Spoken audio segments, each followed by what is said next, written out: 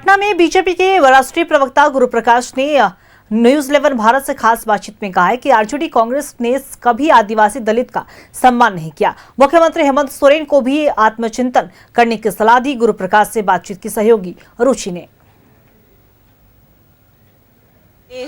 इंडी गठबंधन में भले ही गठबंधन में गांठ देखने को मिले, बावजूद इसके आज एक साझा प्रेस कॉन्फ्रेंस किया जाता है। मैनिफेस्टो में कई दावे वादे रहते हैं, खास करके जीविका दीदी की बात हो, रोजगार को लेकर के हो, ये जो वादे हैं वो किए गए हैं। बाकायदा तेजस्वी यादव ने यह कहा है कि रोजगार पर विशेष फोकस रहेगा, जीविका दीदी को परमानेंट किया जाएगा।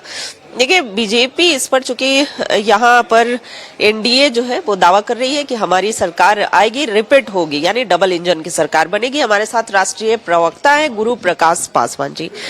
ये आज के प्रेस कॉन्फ्रेंस में और आज जो दावे हैं उसे किस रूप में देख रहे हैं? देखिए, निराधार है, कोई बुनियाद नहीं है, कोई सॉलिड प्लान नहीं है। ये कहते हैं 10 लाख नौकरी देंगे, 20 लाख नौकरी देंगे, 10 लाख में नौकरी देने, 20 लाख में नौकरी देंगे। और हम नहीं कह रहे हैं, राउज एवेन्यू कोर्ट में आईआरसीटीसी स्कैम में चार्जेस फ्रेम हो गए हैं। लालू जी से सवाल पूछा गया है कि पद पे रहते हुए आपने सत्ता का दुरुपयोग किया है। ये बीजेपी के लोग नहीं कह रहे, मैं क्षमा चाहता हूं, ये कोर्ट के ऑब्जर्वेशंस हैं और अब जवाब देना पड़ेगा। हर सुबह उठते हैं तेजस्वी यादव जी, 2.5 करोड़ नौकरी, 2.25 करोड़ नौकरी, जीविका को नौकरी, सीएम को नौकरी, कम्युनिटी मोबिलाइजर को अपॉर्चुनिटी। मुझे लगता है कि तेजस्वी यादव जी और उनके पूरे के पूरे कुनबे को इस बात का एहसास हो गया, इस बात का इल्म हो गया है कि वो लोग पुनः विपक्ष में बैठने वाले हैं। मेरे मन में तो संदेह होता है, संशय होता है कि तेजस्वी यादव जी इतने भी नंबर ऑफ एमएलएज ला पाएंगे कि वो नेता विपक्ष कहला पाए।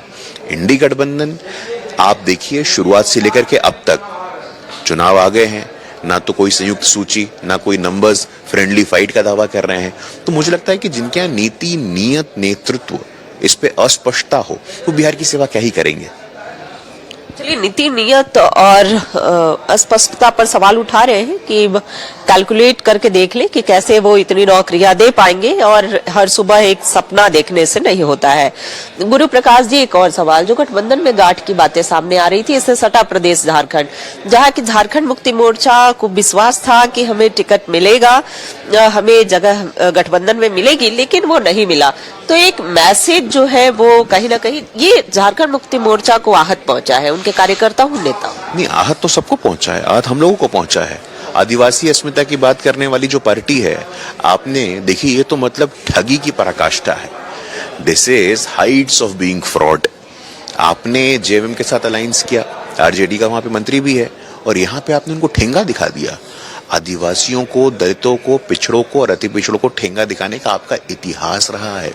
आदिवासी अस्मिता की बात करते हैं, वहां सत्ता में साझेदारी ले लेते हैं, लेकिन यहाँ जब अवसर आता है तो आप उनको ठगने का काम करते हैं। मुझे लगता है कि देश के आदिवासी, बिहार झारखंड के आदिवासी इस बात को दिल से लगा करके बैठे हैं। तो ये जो संवेदनहीनता है आपकी, ये जो इनसेंसिटिविटी है, इसका उपयुक्त जवाब, इसका मुकम्मल जवाब आपको आगामी 14 तारीख को आदिवासी, दलित, पिछड़े, सीमांत समाज, वंचित समाज बिल्कुल देगा, निश्चित रहिए आप।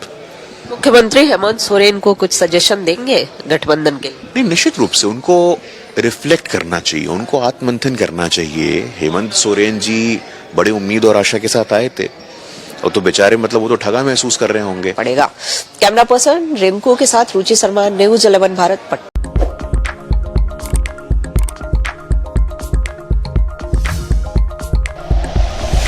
Like and share videos, subscribe करें हमारा चैनल और प्रेस करें बेल आइकॉन। न्यूज 11 भारत, सच है तो दिखेगा।